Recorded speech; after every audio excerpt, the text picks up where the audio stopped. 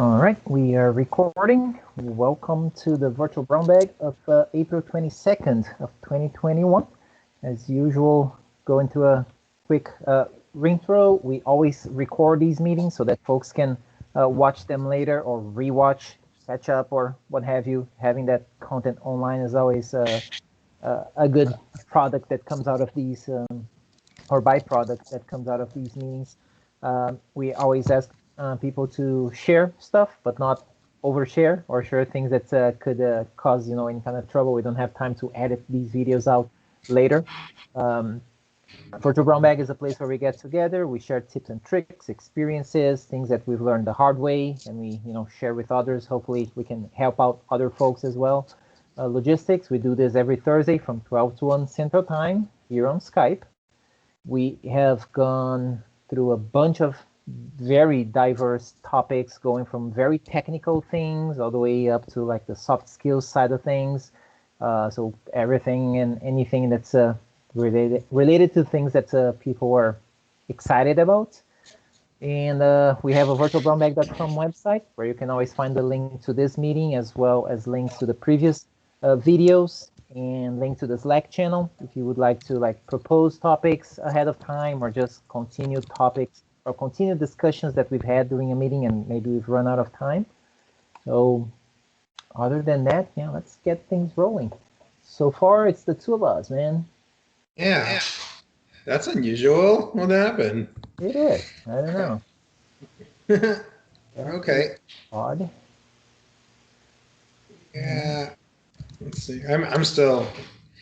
So I don't actually have a ton jotted down or anything to talk through. One thing that I have been kind of thinking the last few days. So I've been trying to I've been trying to find like a good new setup for a personal computer for a while. Okay.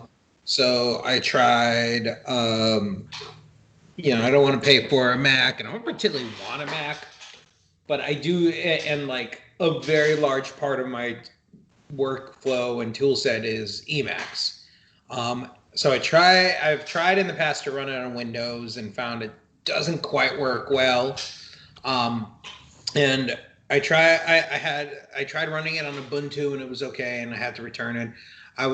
But with Ubuntu, like the issue is that like you don't get like the best support for stuff like touchscreens.